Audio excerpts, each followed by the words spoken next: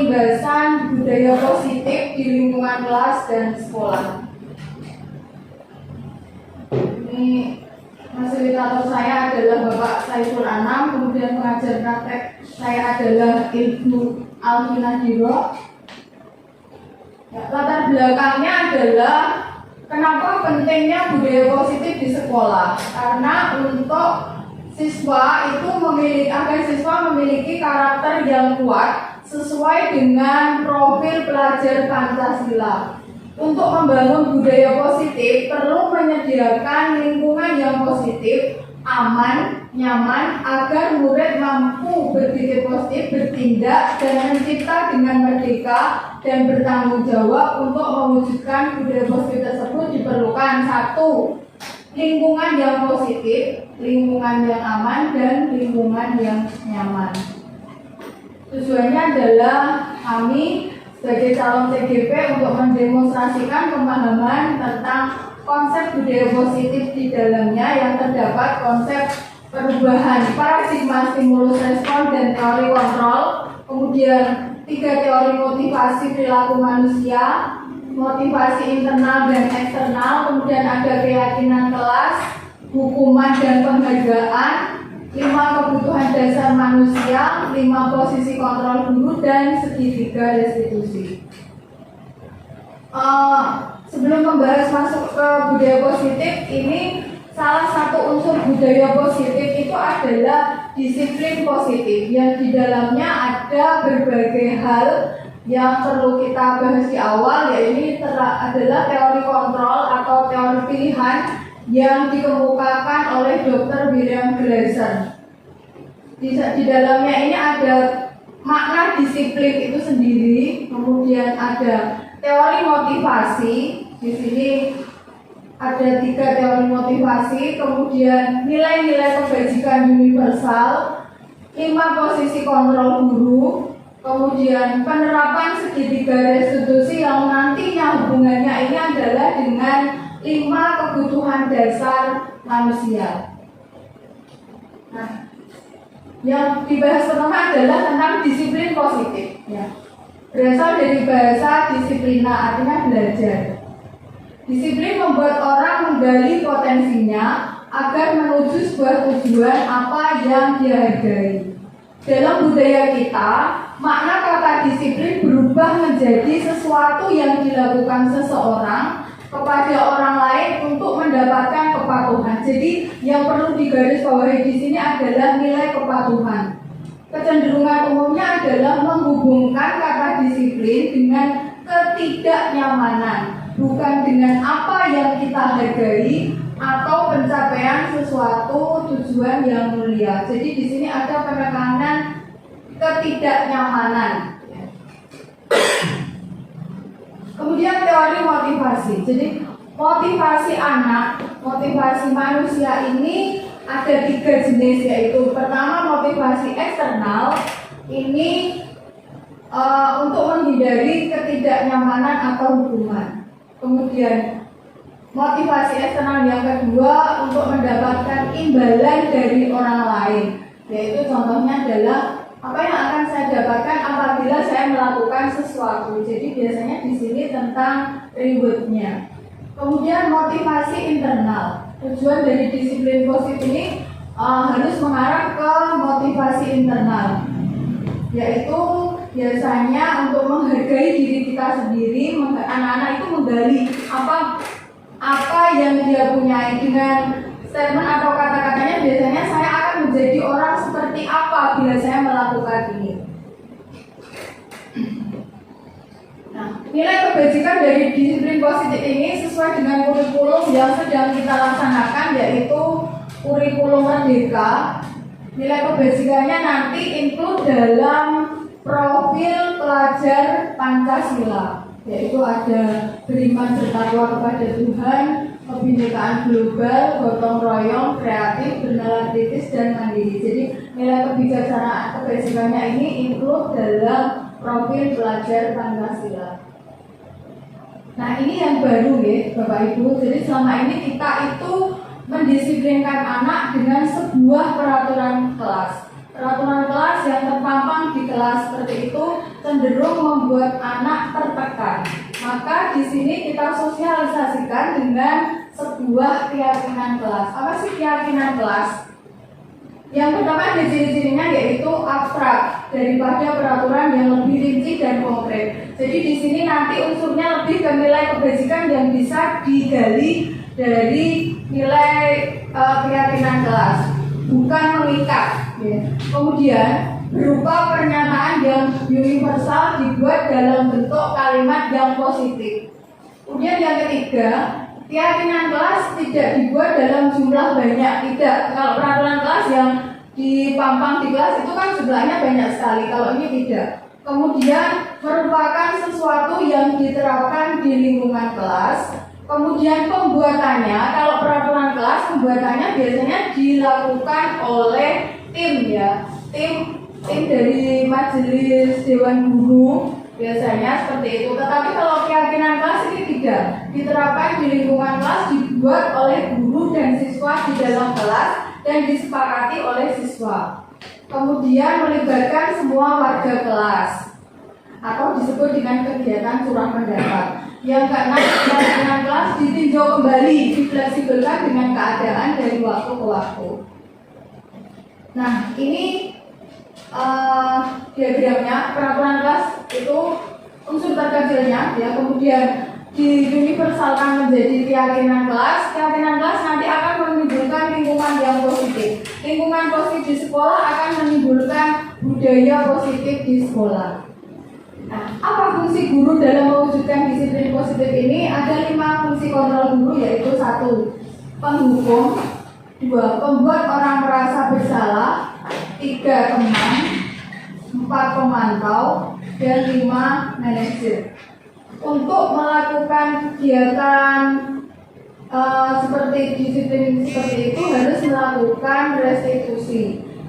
Restitusi adalah proses menciptakan kondisi bagi murid untuk memperbaiki kesalahan mereka sehingga mereka bisa kembali ke kelompok mereka dengan karakter yang lebih kuat. Jadi ketika anak melakukan kesalahan, tindakan kita tidak menghukum, tidak menghakimi, tapi melakukan yang namanya restitusi supaya mereka menjadi karakternya itu menjadi lebih baik ketika mereka kembali ke dalam kelas ya.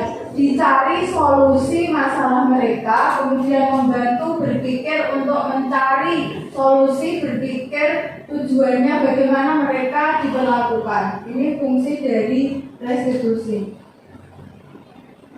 Nah, untuk melakukan restitusi ini ada 3 langkah yang disebut dengan segitiga restitusi, yaitu menstabilkan identitas, kemudian validasi tindakan, kemudian yang ketiga adalah menanyakan keyakinan. Jadi ketika anak salah tidak dijudge kamu salah, begitu tidak, tetapi kita harus mengambil langkah restitusi, distabilkan dulu, ditenangkan dulu, divalidasi dulu tindakannya ini salah kenapa, kemudian ditanyakan keyakinan kelas yang sudah disepakati oleh anak dan warga kelas. Ini langkah segitiga restitusi tadi sudah saya terangkan seperti ini. Kemudian semua ini berhubungan dengan kebutuhan dasar manusia ya, atau bisa diterapkan ke anak. Anak itu bisa melakukan budaya positif jika kebutuhan dasarnya terpenuhi, yaitu ada 4: kasih sayang, kemudian kekuasaan, kebebasan, yang terakhir adalah fun atau kesenangan. Nah, contoh penerapan budaya positif yang sudah pernah kami lakukan, yang sudah kami lakukan adalah pertama menerapkan keyakinan kelas, ya, menerapkan keyakinan kelas, kemudian 2 menerapkan fungsi kontrol, terus kemudian menerapkan tindakan restitusi, dan yang selanjutnya adalah refleksi.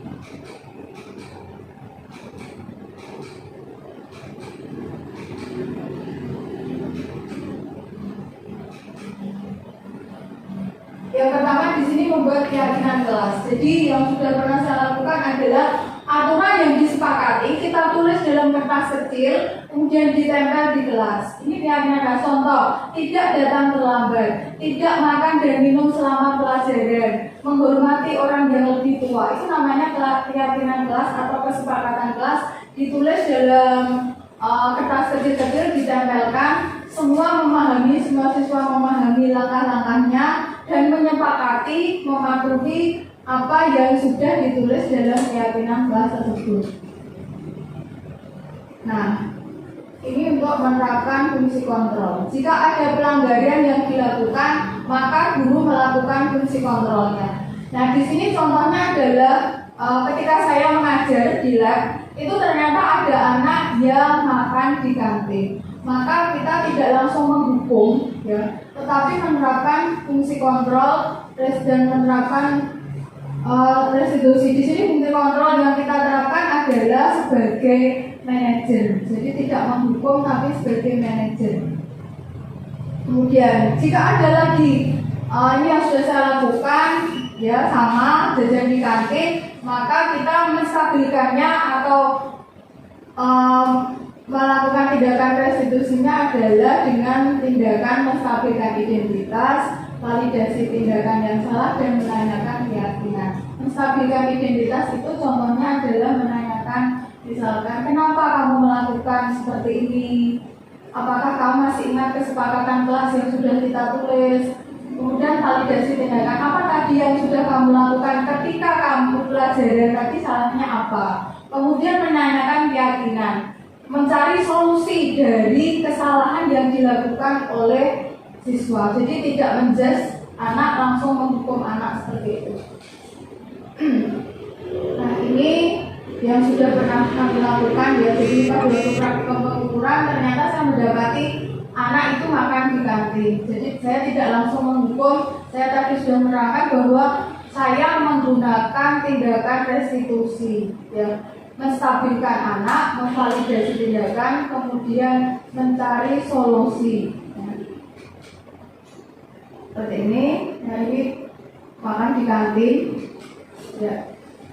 Dan pada akhirnya saya bersama anak melakukan tindakan restitusi. Yang diharapkan dengan tindakan restitusi ini, diharapkan anak bisa kembali ke karakter yang lebih baik dan kemudian kembali ke kelasnya dengan karakter yang lebih baik tanpa dengan pemaksaan. Jadi tanpa adanya tekanan, hukuman, dan pemaksaan. Demikian pembebasan budaya positif yang bisa saya jelaskan pada siang hari ini.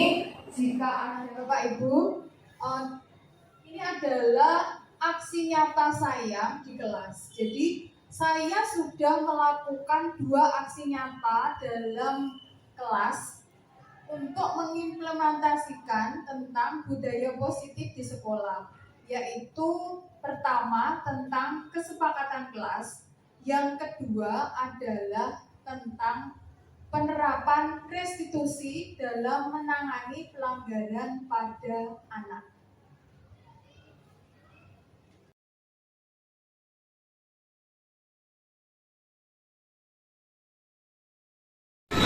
Assalamualaikum warahmatullahi wabarakatuh. Waalaikumsalam warahmatullahi wabarakatuh. Selamat pagi anak-anak. Bagaimana kabar kalian hari ini?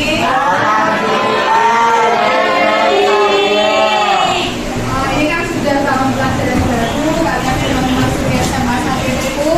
Nah, di awal tahun pembelajaran ini, Ibu ingin, ya, menyampaikan tentang apa itu keyakinan kelas atau kesepakatan kelas, ya. Jadi nanti Ibu minta kalian menuliskan kesepakatan kelas yang sudah nantinya akan kita sepakati bersama dan kita patuhi bersama. Kalian tulis di sini, kemudian bisa kalian tempel di depan. Nanti masing-masing anak juga bisa melihat apa kesepakatan kelas dari teman-temannya. Hasil kesepakatan kelas dari teman-temanmu dan di kelas ini nantinya akan kita rangkum, ya. Kita rangkum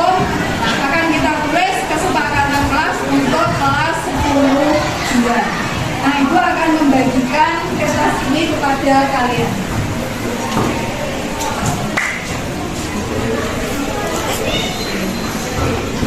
Silakan ditulis. Silakan ditulis. Kesepakatan kelas atau keyakinan. Silakan ditulis. Masing-masing anak mempunyai keinginan yang berbeda-beda.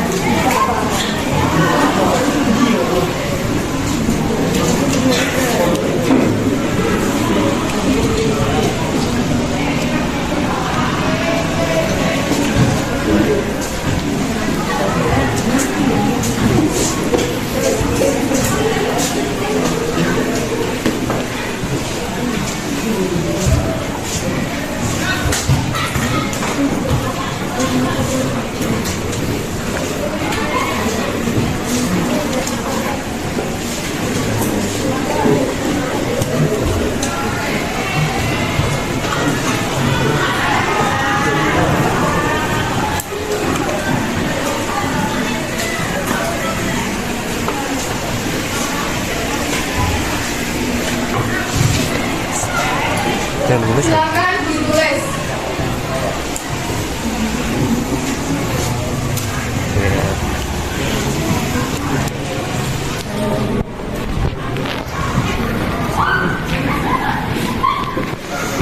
Ya, silakan ditulis.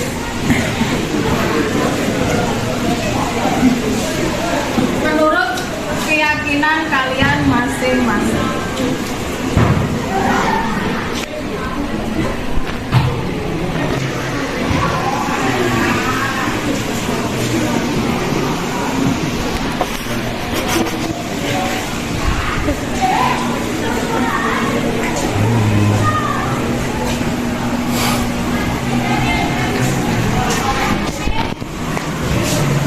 Diberi nama.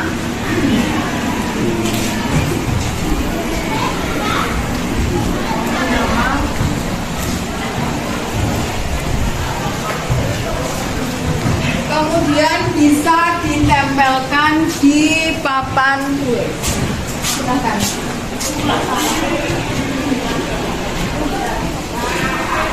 Sebelah sini bisa ditulis di sini. Dari sini bisa ditulis di sini. Garis ini bisa ditulis di sini. Silakan bisa ditulis.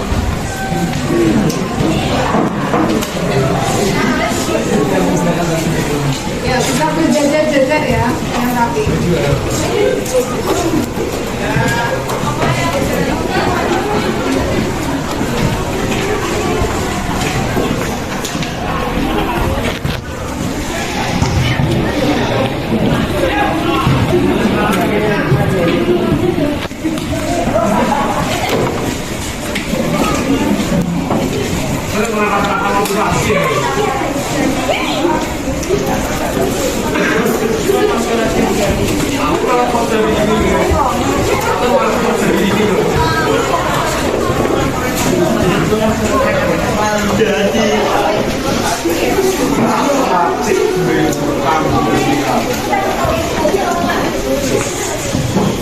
Sudah, kalian bisa kembali ke tempat duduknya. Jadi yang tengah mohon di mata yang rapi.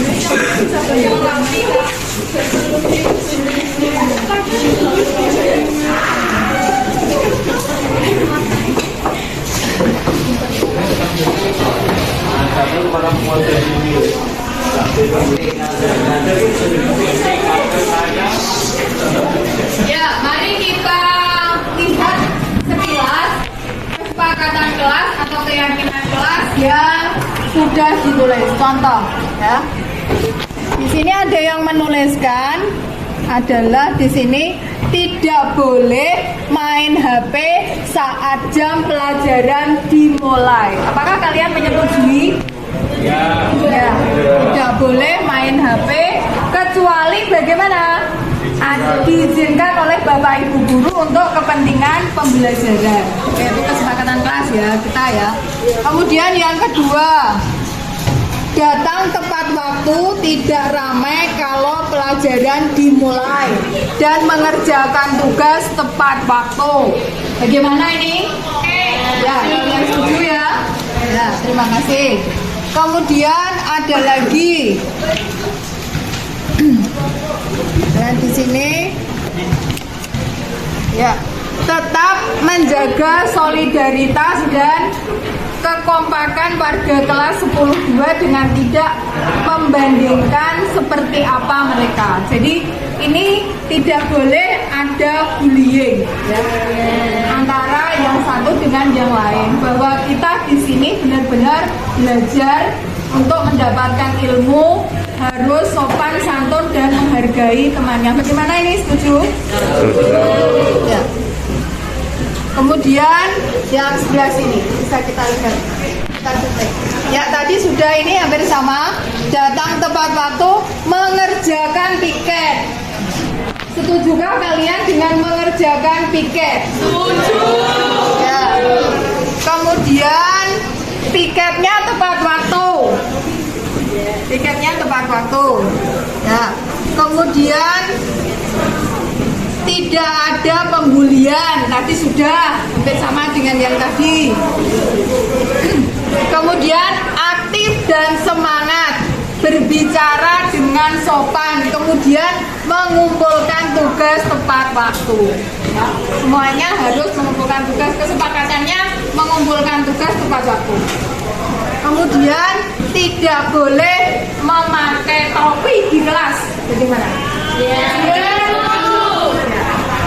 Dari kesepakatan yang sudah kalian tulis ini, nanti akan ibu rangkum ya, semuanya ibu rangkum, jadi yang sama nanti bisa jadikan salah satu.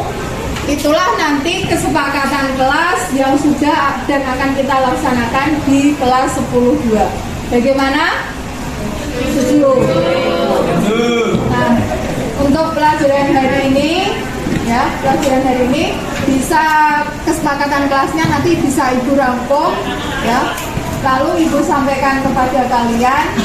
Terus kita hari ini bisa melanjutkan pembelajaran tentang energi alternatif. Demikian ya. Assalamualaikum warahmatullahi wabarakatuh.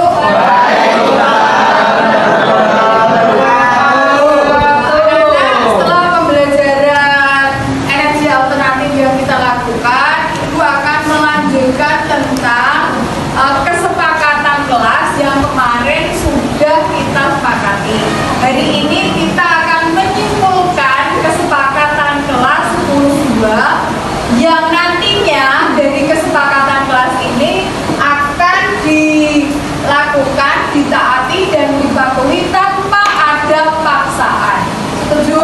Setuju. Kita baca kesepakatan kelas pada hari ini ya. Yang pertama, kesepakatan kelas 10-2. Pertama, tidak bercanda saat guru menjelaskan materi. Setuju ya? Setuju.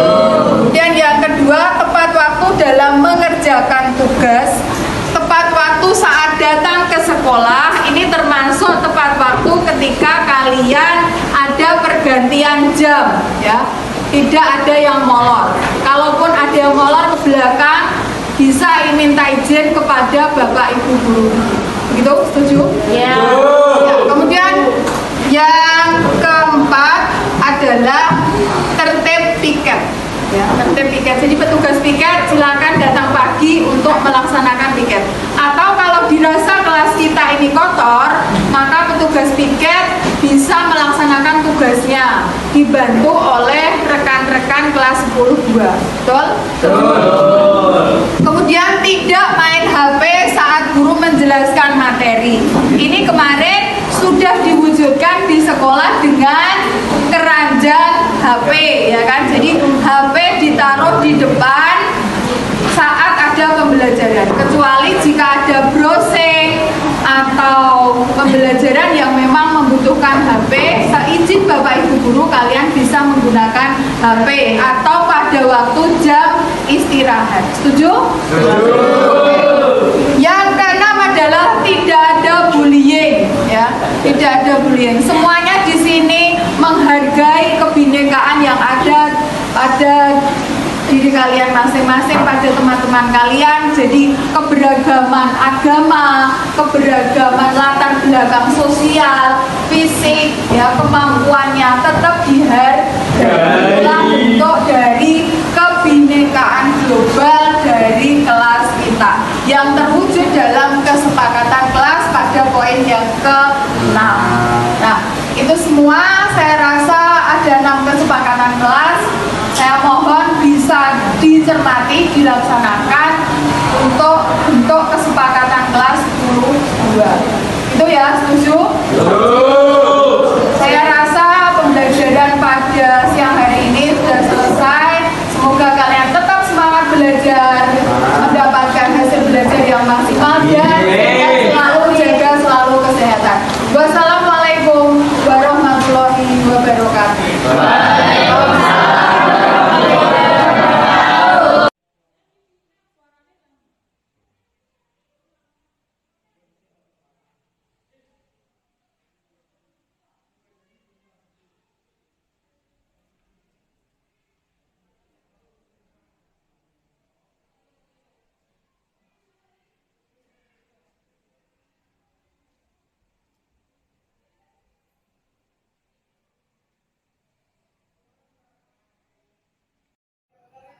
Assalamualaikum warahmatullahi wabarakatuh, Bapak Ibu Guru, rekan-rekan sejawat.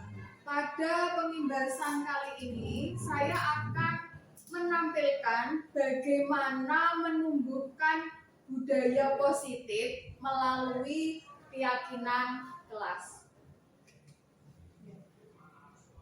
Keyakinan kelas diciptakan untuk menciptakan suasana positif di lingkungan sekolah, karena lingkungan sekolah sebagai tempat peserta didik dapat menghadirkan suasana yang kondusif, aman, nyaman, dan menyenangkan. Sehingga peserta didik bisa belajar dan berlama-lama di sekolah tanpa merasa tertekan.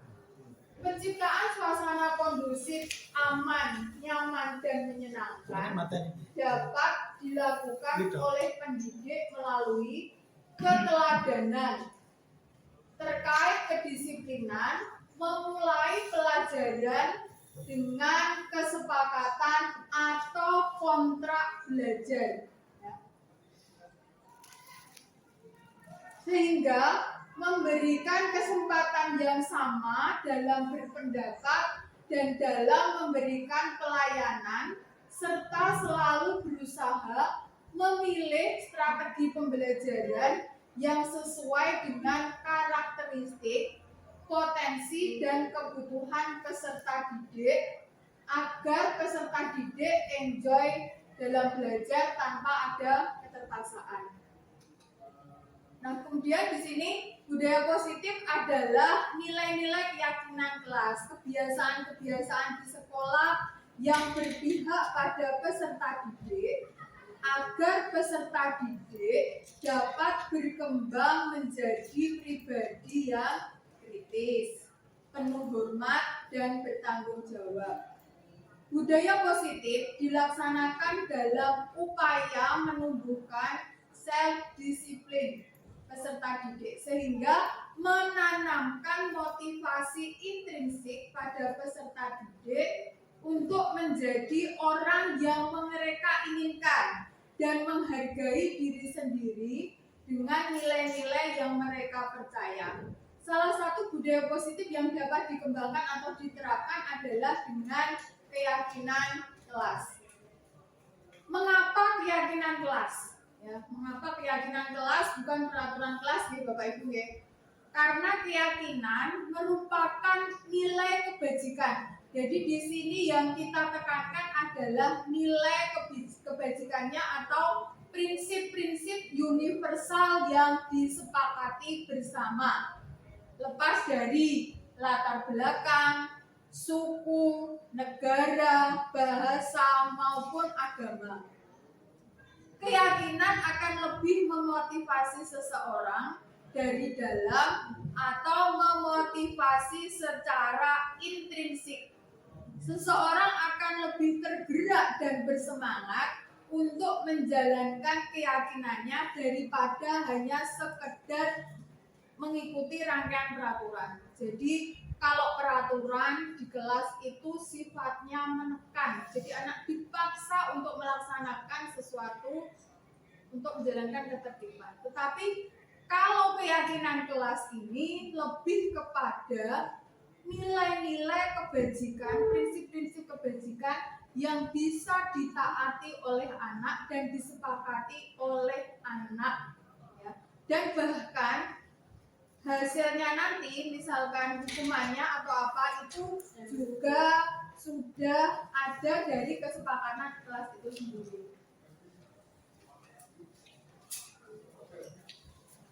Nah, ciri-ciri keyakinan kelas. 1.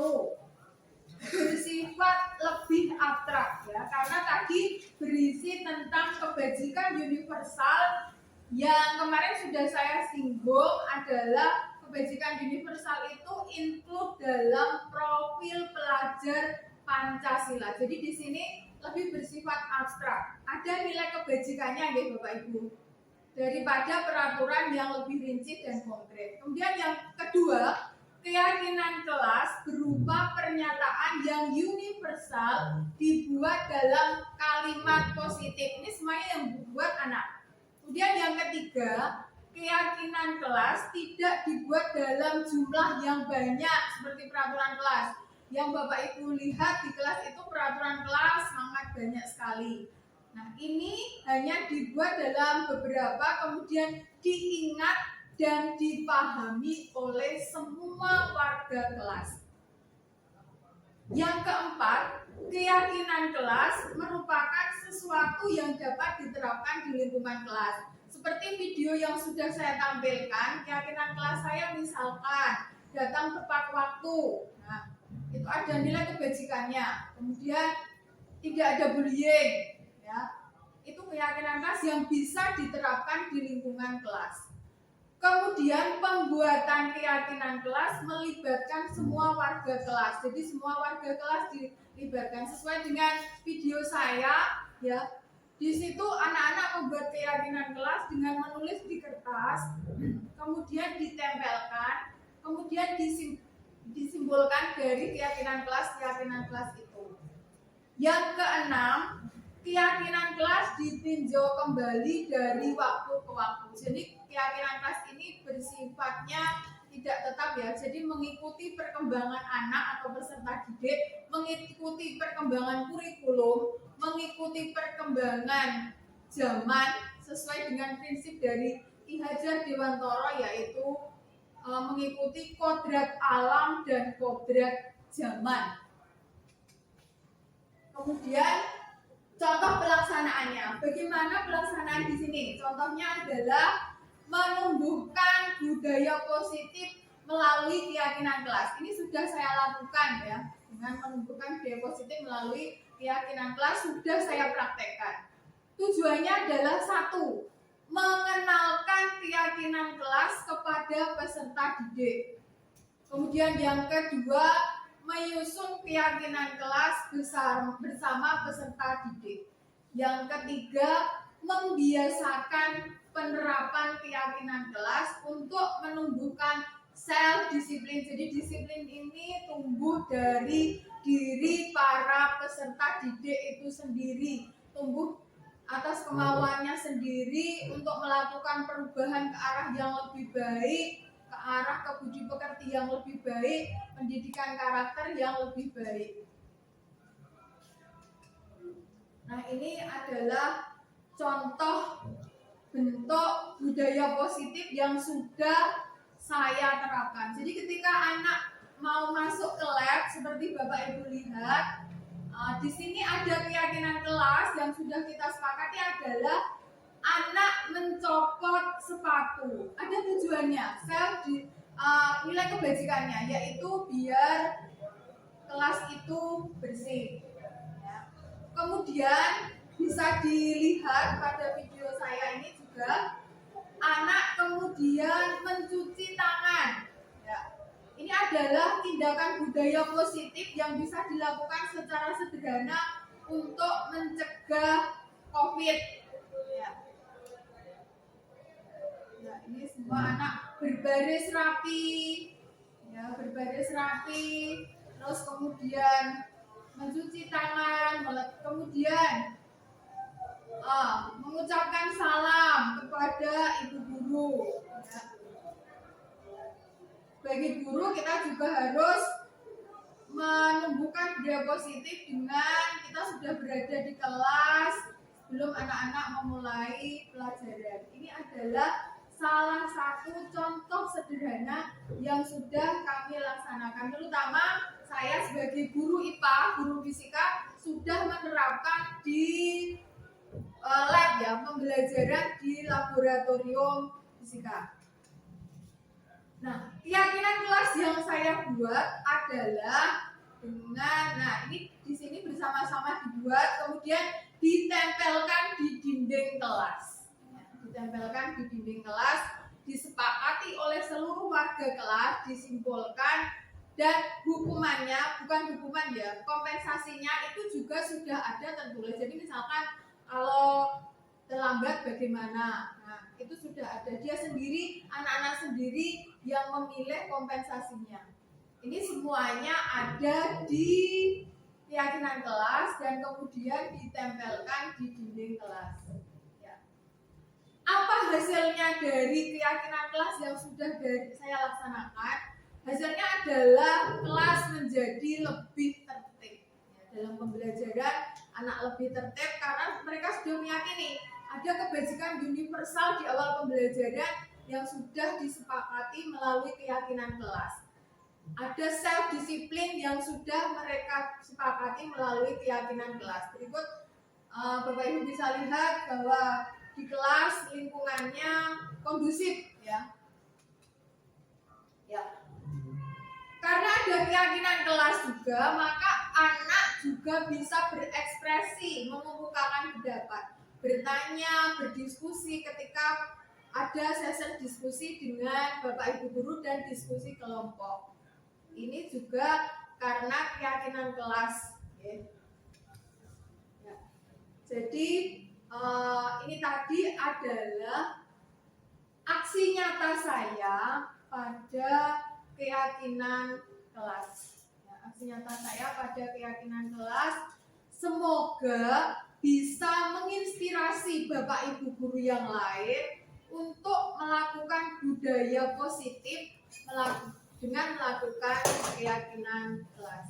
Demikian untuk keyakinan pengibasan keyakinan kelas pada sesi hari ini.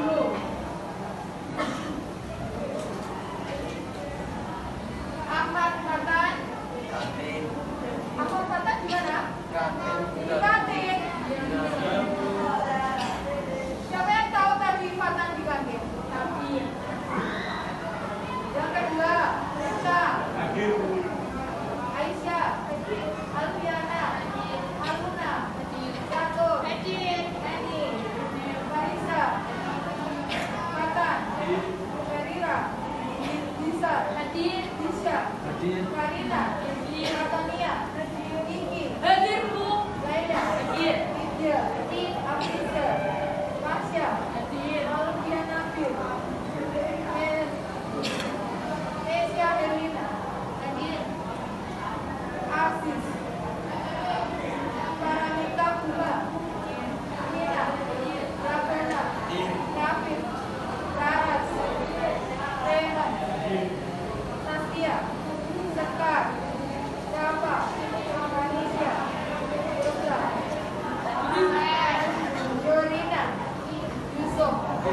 Berarti pagi ini yang belum hadir adalah absen 1 ya? Ya. Fatan. Tapi kalian menemui Fatan dari kelas sudah ke sini tapi tidak langsung ke lab. Ya. Karena ke kantin. Ya. Kita tunggu Fatan. Untuk yang lain bisa melakukan praktikum terlebih dahulu. Alat dan bahannya sudah ada di depan. Silakan bentuk kelompok dan melakukan praktikum sesuai dengan petunjuk LK yang sudah diberikan. Iya, Bu.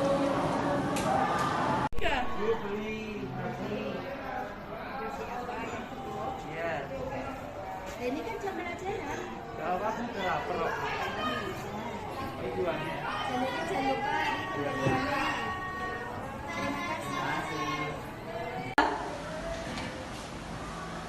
Assalamualaikum. Dari mana Fatan?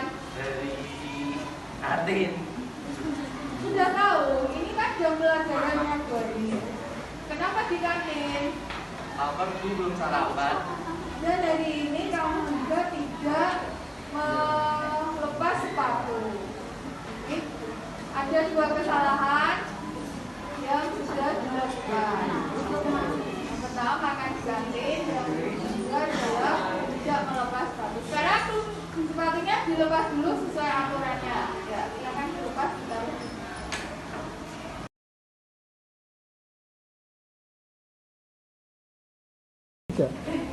Fatan, supaya kamu kedepannya tidak melakukan kesalahan, Ibu harap kamu setiap pagi sarapan, ya, sarapan terlebih dahulu.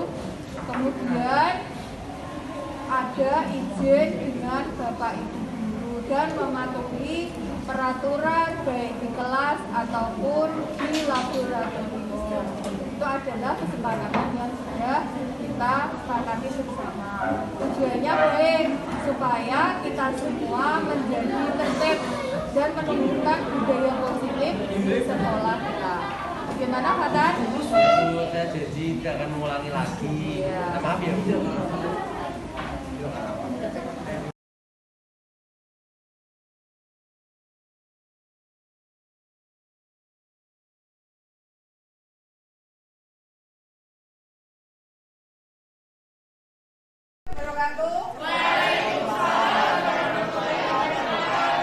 Pada pagi hari ini kita akan melanjutkan pelajaran tentang praktikum volume benda.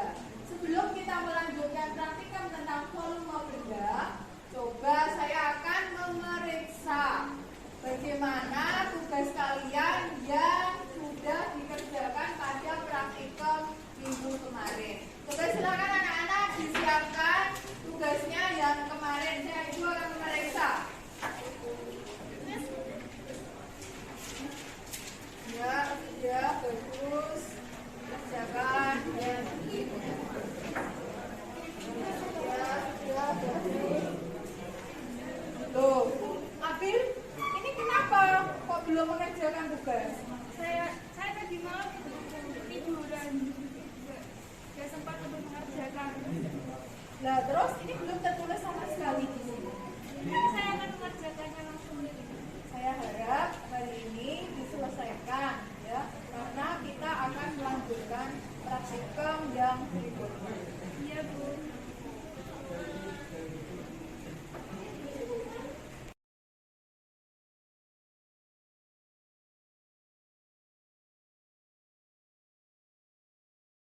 Abil, kenapa kamu tadi tidak mengerjakan tugas pada waktu pelajaran praktikum di lab? Iya, Bu. Saya tadi malam ketiduran, jadi tidak sempat untuk mengerjakan, Bu. Ada yang lainnya? Iya, Bu. Pada saat siang hari tidak sempat untuk mengerjakan PR karena ada kerja kelompok. Baiklah Abil, di sini Ibu tidak akan mencari siapa yang salah, siapa yang benar. Ibu di sini hanya ingin mencari solusi penyelesaian bersama. Apa yang bisa kita lakukan untuk memperbaiki situasi ini? Karena kamu melakukannya pasti ada alasannya ya kan? Karena kamu tadi malam kecapean dan ketiduran. Iya, Bu. Saya menyadari apa yang saya lakukan, menyalahi kesepakatan kelas yaitu mengerjakan PR dengan tepat. Sekarang kita bicara tentang keyakinan kelas yang sudah kita sepakati bersama, yang belum sepenuhnya kamu lakukan. Iya, Bu. Menurut Ibu, ada cara lain supaya kamu bisa mengerjakan tugas tepat pada waktunya, yaitu kamu pada waktu malam hari sebaiknya sudah mempersiapkan diri untuk mengerjakan PR, dan pada siang harinya sebaiknya setelah pulang sekolah kamu tidur siang, sehingga kamu bisa mengerjakan tugas dengan tepat waktu. Iya, Bu. Saya tidak akan mengulangi perbuatan saya. Saya insya Allah tidak akan telat mengerjakan PR lagi. Semoga kamu kedepannya menjadi anak yang lebih baik lagi dan bisa memenuhi tugas-tugas yang diberikan oleh Bapak Ibu Guru dengan tepat. Iya, Bu. Terima kasih.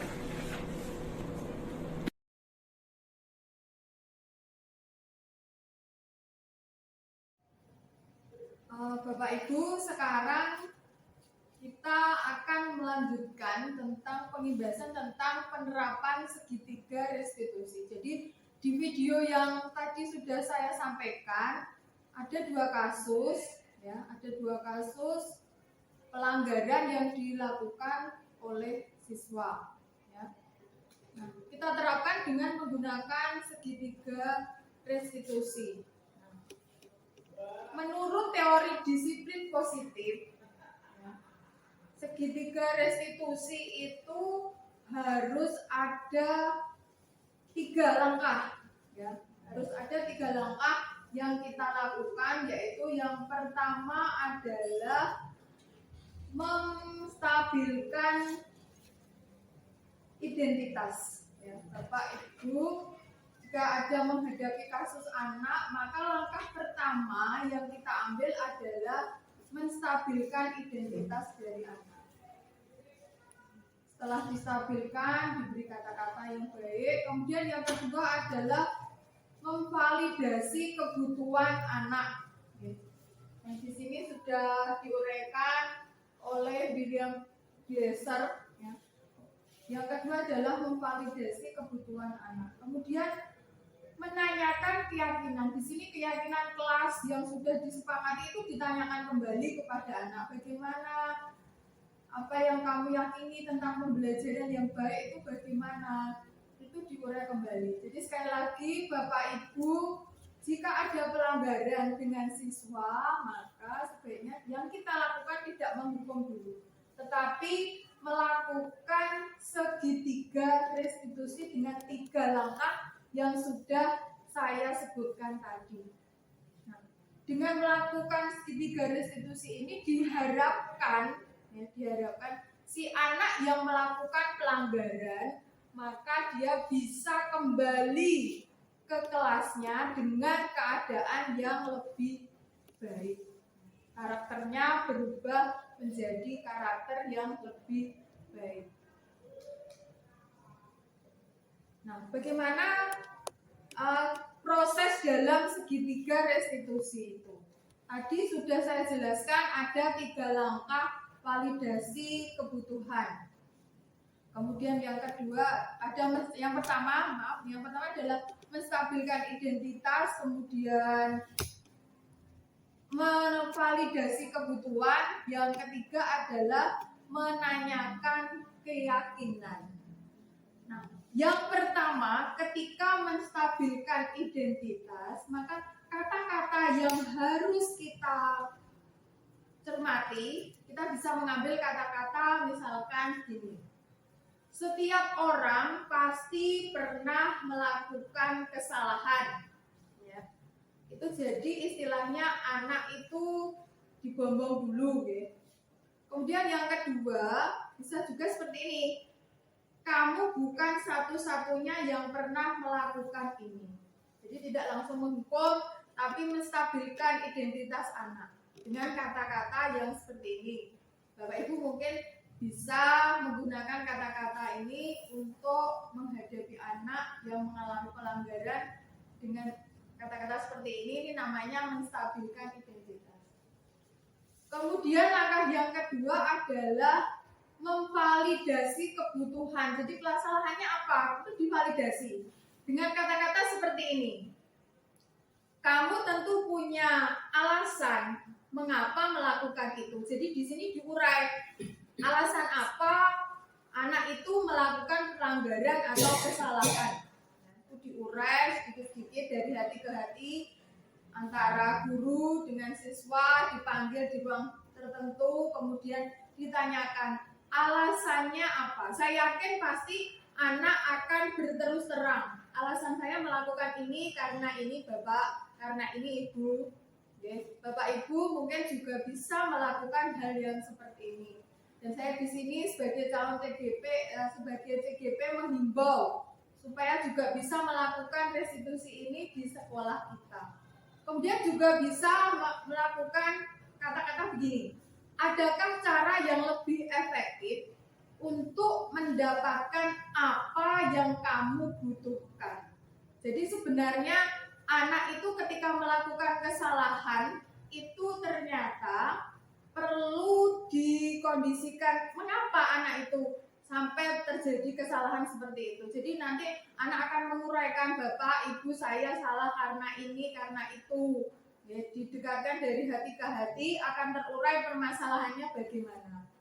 Kemudian langkah yang ketiga dari segitiga restitusi adalah menanyakan keyakinan. Jadi pada video awal tadi saya sudah menayangkan tentang keyakinan kelas atau kesepakatan kelas ya. Yang bentuknya adalah kebajikan universal yang disepakati oleh kelas. Dari situ ketika anak terjadi kesalahan atau pelanggaran, maka bentuk hukumannya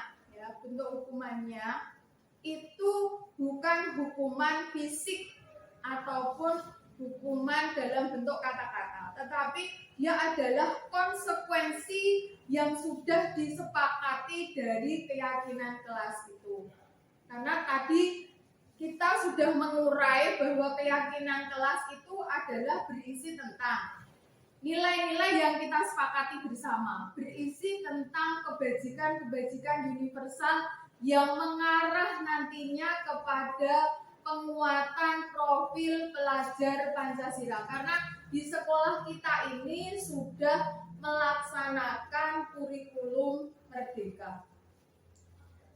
Kemudian bisa juga dengan kata-kata, kamu ingin menjadi orang seperti apa? Jadi ketika anak sudah divalidasi, kemudian distabilkan identitasnya, ditanyakan keyakinannya, mau jadi seperti apa?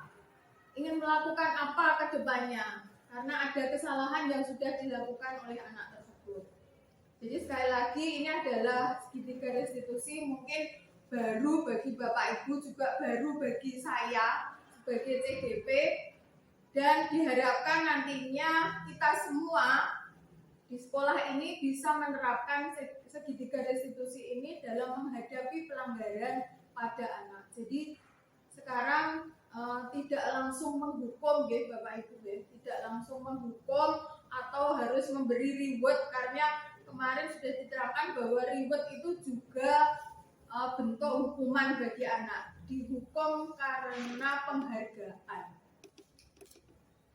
Nah, tadi ini sudah saya tayangkan ya tadi, jadi ini tadi sudah ada videonya, sudah saya tayangkan di depan.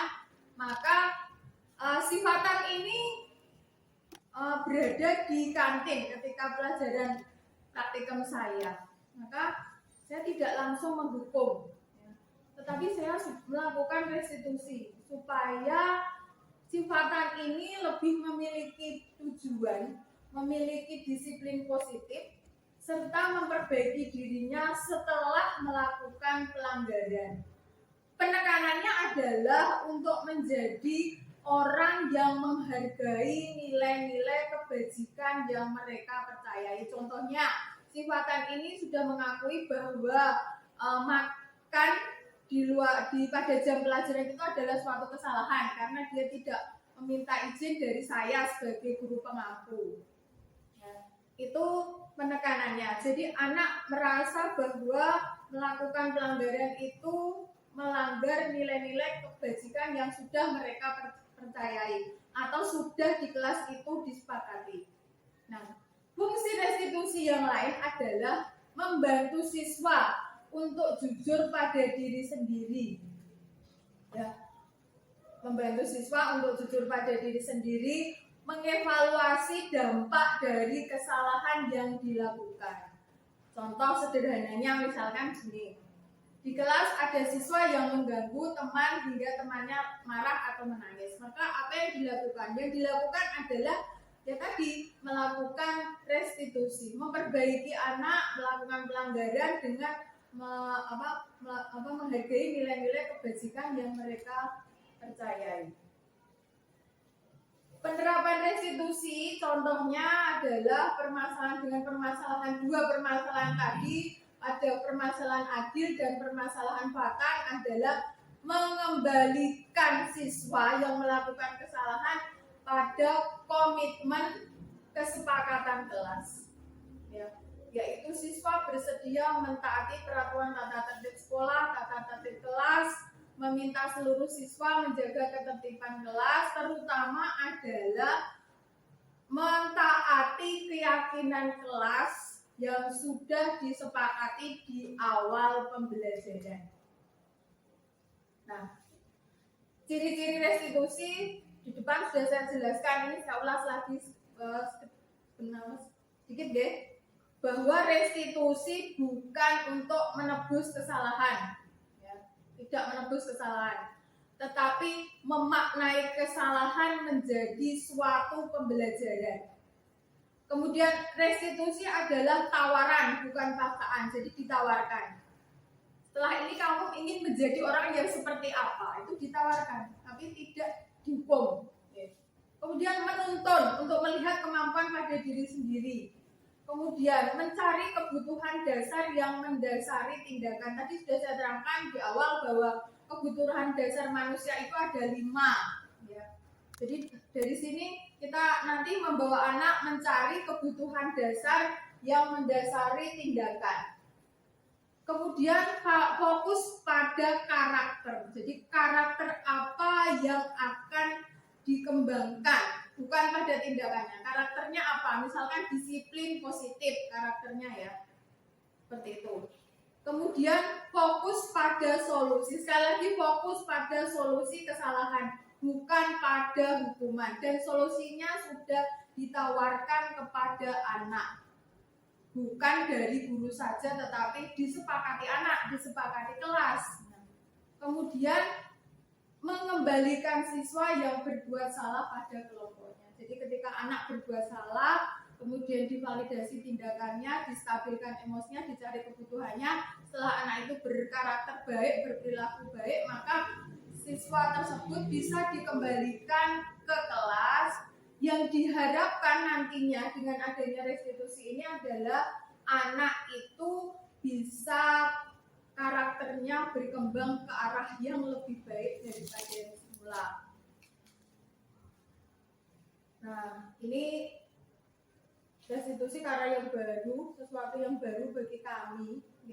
Dan tugas kami adalah mensosialisasikan kepada rekan-rekan semua di sekolah ini. Maka sangat penting yang harus kita garis bawahi adalah menciptakan kondisi yang membuat siswa bersedia menyelesaikan masalah dan berbuat lebih baik lagi dengan kata-kata. Sekali lagi Bapak Ibu, dengan kata-kata semua orang pasti pernah berbuat salah. Namun bukan mengatakan ya, tidak boleh mengatakan kamu harus lakukan ini.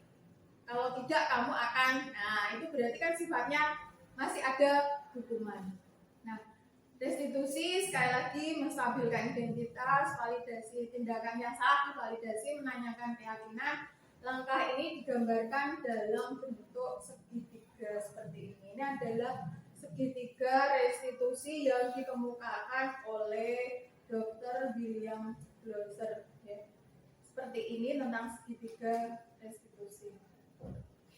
Dengan segitiga restitusi ini kita mampu mewujudkan siswa yang merdeka. Artinya mereka mampu menyelesaikan masalah ya, dengan motivasi internal, motivasi intrinsik dan bertanggung jawab terhadap pilihannya. Segitiga restitusi merupakan upaya penanganan permasalahan yang muncul pada siswa. Dilakukan melalui tahapan menstabilkan identitas Dan hal terbaik yang sebenarnya bisa dilakukan oleh siswa adalah berperilaku baik pada teman sebaya maupun orang dewasa. Saya rasa ini menurut saya praktek baik ini harus saya bagikan atau saya imbaskan kepada rekan-rekan guru supaya nantinya di sekolah ini anak-anak itu jika ada pelanggaran atau kesalahan Bapak Ibu bisa menerapkan segitiga restitusi seperti ini untuk supaya menumbuhkan budaya positif di sekolah kita. Ini contohnya kemarin sudah ya, ini ternyata ini sekedar bahkan di kantin ya. Jadi dia merasa tidak salah kemarin seperti itu. Ya, dia di kantinnya Mbak Tuti di belakang dia pada waktu pelajaran saya. Nah, kemudian dia tergopoh-gopoh. Nah, di sini saya tidak memarahi gitu Bapak Ibu, tidak marahi langsung. Tapi saya tanyakan kenapa seperti itu. Dia juga masuk tidak menggunakan sepatu, masih menggunakan sepatu. Padahal aturannya sepatu harus dicopot ketika berada di laboratorium.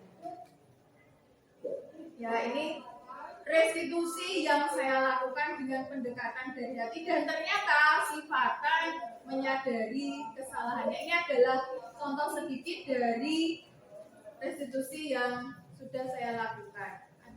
Ini sudah ini kasus kedua, ini ya kasus kedua. Si Adil ini tidak mengerjakan tugas. Ini juga tidak saya marahi di kelas di Bapak Ibu, tapi saya panggil.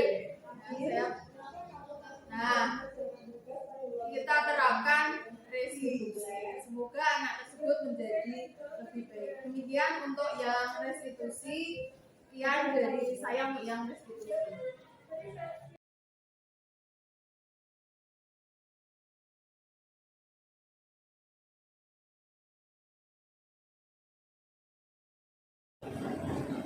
Oke, monggo Pak Aris. Oke, Bapak. Mengapa dalam penerapan budaya positif kita tidak boleh memberikan reward?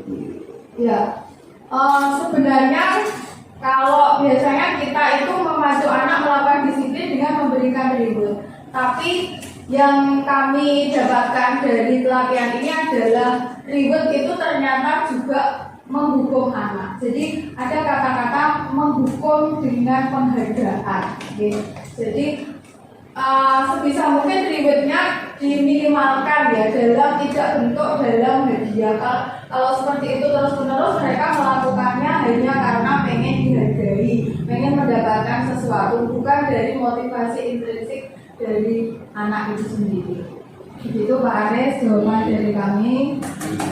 Silakan Bapak Ibu guru yang lain jika ada pertanyaan, monggo. Silakan.